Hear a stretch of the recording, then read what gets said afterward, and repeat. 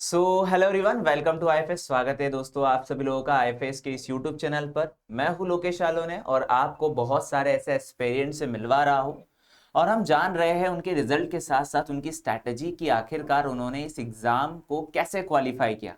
So same वैसे आज भी मैं आपके लिए एक एक्सपेरिमेंट को लेकर आया हूँ। सो मिलते हैं अनिमेश से। देन वेलकम अनिमेश, स्वागत है आपका हमारे इस यूट्यूब चैनल पर। Thank you sir, thank you so everyone. Animesh, सबसे फर्स्ट तो मैं आपके बारे में जानना चाहूंगा कुछ आपका बैकग्राउंड एंड देन हिस्ट्री की, कैसे आपने इस एग्जाम को अपेयर किया है। एक्चुअली मैं 23 में पास आउट हूँ, एमएससी बायोकेमिस्ट्री। एंड उसके बाद से I am preparing for it and I have been in a project also. While doing that I was preparing for it, तो मैं अपने आप से बहुत टाइम से ट्राई कर रहा था, बट केवल पीएचडी ओनली क्वालिफाई कर पाया था मैं। तो by that I got admission in BHU in PhD this year only, I mean last year 2025 में। एंड उसके बाद से देन आई क्वालिफाइड नेट, जब मैंने आईएफएस का कोर्स लिया then I qualified NET. And उसके बाद दिस टाइम थर्ड टाइम में आई हैव क्वालिफाइड जेआरएफ। चलो बहुत बढ़िया। सो जैसे कि आपने कहा कि मैं सेल्फ से बहुत ट्राई कर रहा था बट पीएचडी ओनली आपको मिला, तो आपको क्या लगता है कि आखिरकार आप जो सेल्फ से ट्राई कर रहे थे एंड देन कि अभी आपका एग्जाम निकला है, तो उन दोनों में क्या डिफरेंस लगा आपको, कि क्या चीज की कमी थी एग्जैक्टली? एक्चुअली खुद से प्रिपेयर करने पे मैं बहुत ज़्यादा टिक नहीं पाता था किसी एक चैप्टर पे या किसी एक कॉन्सेप्ट पे बहुत लाइफ टाइम तक। तो वो उसका रिवीजन भी प्रॉपर्ली नहीं हो पाता था, एंड कोर्स होने की वजह से लगातार रोज रोज एक लेक्चर का रिपीट होना या बिना कंसिस्टेंटली मैं लेक्चर्स को रिपीट कर पाता था बिना ज़्यादा एफर्ट के।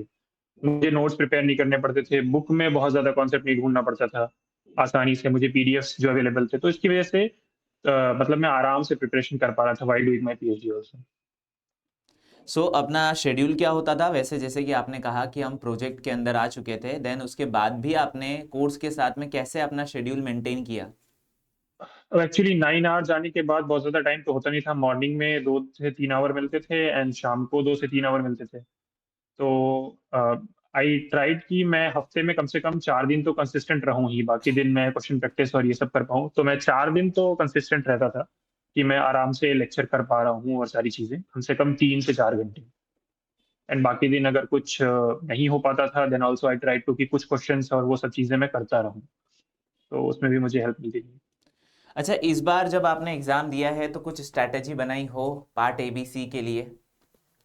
एक्चुअली स्ट्रेटजी तो मेरी नहीं थी बहुत ज़्यादा कोई, क्योंकि मैं थर्ड सी सेक्शन में बहुत ज़्यादा कितनी भी मैं स्ट्रेटजी करता था, बट 13 क्वेश्चन 14 क्वेश्चन से ज़्यादा मैं ऊपर नहीं कर पाता था। इशू आ रहे थे, कुछ भी शायद कॉन्सेप्ट उतने ज़्यादा क्लियर नहीं हो पा रहे थे। और क्योंकि मुझे हमेशा 3 महीने का टाइम स्पेंड मिलता था, मैं थोड़ा सा लेट हो जाता था। मैं हमेशा एग्जाम आने के बाद रिजल्ट तक का महीने 2 महीने वेट किया और फिर केवल 2-3 महीने बचते थे। तो आई ट्राइड कि जो मेरे स्ट्रॉन्ग एरियाज हैं, जैसे एप्टीट्यूड में मेरे 10 से कभी भी कम नहीं होते थे, 10 क्वेश्चन मेरे हमेशा सही होते थे। तो मैंने ट्राई किया कि उसमें 1 से 2 क्वेश्चन अगर मैं थोड़े और प्रैक्टिस करके बढ़ाता हूँ, तो in this way section B में मेरे बहुत ज़्यादा गलत होते थे, तो वहाँ मैंने 2-3 क्वेश्चन बढ़ाने की कोशिश की। तो बाई दैट मैं कम से कम 10 नंबर एक्स्ट्रा पुश कर पाया इस बार। चलो बहुत बढ़िया है। सो जैसे कि मैं आपसे एक क्वेश्चन थोड़ा आउट ऑफ पूछना भी चाहूंगा कि जैसे आपने कहा कि आप एक प्रोजेक्ट में भी थे, तो हमारे हम्म। सारे एस्पिरेंट्स को आप बताना चाहेंगे कि आखिरकार अगर कभी जैसे फॉर एग्जांपल हम लोग प्रोजेक्ट में होते हैं, प्रोजेक्ट कर कर अगर पीएचडी में जाते हैं या डायरेक्ट पीएचडी में जाते हैं, उससे क्या एज अ बेनिफिट हमें मिल सकता है?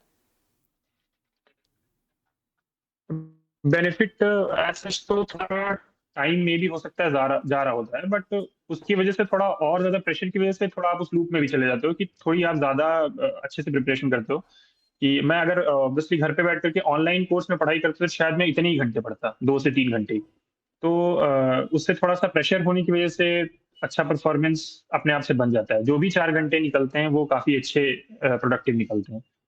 दूसरी चीज़ ये होती है कि कुछ-कुछ कभी-कभी प्रोजेक्ट्स वगैरह करते हुए जो कॉन्सेप्ट्स कुछ क्लियर हो रहे होते हैं मेथोडोलॉजी के, थोड़े बहुत पेपर्स पढ़ते वक़्त, वो सब भी कुछ दिमाग में रह जाते हैं, जिससे कुछ क्वेश्चंस को टैकल करने में आराम मिलता है। फिर वो लेक्चर्स में भी रिपीट होते हैं, जब पढ़ा रहे होते हैं सर, कोई सर पढ़ा रहे होते हैं कोई कॉन्सेप्ट मेथोडोलॉजी का, तो वो हम किए होते हैं या उसको लैब में देखा होता है, तो 1-2 क्वेश्चन वहाँ से क्लियर हो जाता है, एटलीस्ट कन्फ्यूजन कम हो जाता है। तो चलो दैट्स बहुत द बढ़िया। बेनिफिट। सो चलो अब मैं आपसे रिजल्ट भी जानना चाहूंगा, वैसे क्या रहा इस बार रिजल्ट अपना? रिजल्ट 88 था मेरा, 88 मार्क्स का था एक्चुअली। 95 मेरा लास्ट टाइम हो गया था, but due to some reason I was not able to get my certificate of the category certificate.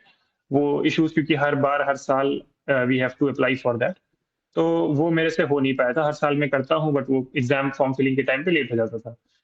But this time I was able to do that, and मैं 80 से नीचे मैं कभी जाता भी नहीं था मार्क्स में। एंड मैक्सिमम जो मैंने अभी तक अचीव किया है दैट इज 95 मार्क्स। तो on that this time luckily I got मुझे ये नहीं समझ में सेलेक्टेड आया, इनटू आपने किस सर्टिफिकेट की बात करी है? जैसे कि आपने कहा कि मुझे 95। Category category category EWS। Last time भी मेरा वो हो ओके ओके जाता ओके। एटलीस्ट कैटेगरी में, बट क्योंकि केवल नेट ही निकल पाया बिकॉज वो चीज़ नहीं थी मेरे पास। अच्छा अच्छा, चलो बहुत बढ़िया है। देन मैं आपसे एक क्वेश्चन पूछना चाहूंगा कि जैसे आपने कहा कि आपका मास्टर बायोकेमिस्ट्री से था। अगर देखा जाए तो हम्म। बायोकेमिस्ट्री एक स्पेसिफिक सब्जेक्ट हो जाता है, देन उसके बाद अगर हम देखें कि बॉटनी के, जूलॉजी के कुछ सब्जेक्ट भी आते हैं सीसार नेट में, तो आपने उन सारे सब्जेक्ट को किस तरीके से टैकल किया है फिर इस एग्जाम में? एक्चुअली मैं आपको बताऊं कि जो दो तीन जो स्ट्रॉन्ग यूनिट्स, जो बड़ी यूनिट्स होती हैं जो सारी चीज़ों में वो करती हैं, मॉलिक्यूलर बायोलॉजी, बायोकेमिस्ट्री और ये सब चीज़ें, वो जितनी ज़्यादा मैं पढ़ता भी हूँ, पर वो क्वेश्चंस करने में कई बार पूरा पढ़ने के बाद भी मुझे दिक्कत आती थी। I don't know why, but कुछ ऐसे पोर्शंस हैं जो थोड़े स्टैटिक पोर्शन मुझे लगते हैं कि डाइवर्सिटी से या इकोलॉजी इवोल्यूशन से वो थोड़ी स्टैटिक बातें आ ही जाती हैं, रिपीट हो जाती हैं, या इजीली क्वेश्चंस पे पहुंचना आसान होता है उसमें वो, अगर मैं वो पढ़ता हूँ तो मैंने थोड़ा उस पे इस बार ज़्यादा फोकस किया था। उसके पीडीएफ्स पढ़े, क्योंकि उसमें बहुत ज़्यादा कॉन्सेप्ट बनाने की ज़रूरत नहीं पड़ती थी। अगर मुझे याद करना है कि कौन-कौन से एराज़ हैं और ये सब हैं, तो मैं वो थोड़ा-सा उस पे ज़्यादा फ़ोकस किया इस बार, कॉन्सेप्ट बनाने से ज़्यादा। कॉन्सेप्ट क्योंकि बने हुए थे बट उससे कुछ बहुत ज़्यादा क्वेश्चन्स मेरे से हो नहीं। That's the reason. वो चीज़ मैंने इस बार अपनाने की कोशिश की थी। चलो बहुत बढ़िया, congratulation Animesh, and then thank you for your golden words. कि आपके गोल्डन वर्ड्स हमारे सारे एस्पिरेंट्स के लिए ज़रूर एज अ मोटिवेशन की तरह ज़रूर काम करेंगे, एंड देन उनकी लाइफ में भी एक बेनिफिट ज़रूर होगा। Thank you and then again congratulation. Thank you sir. Okay okay.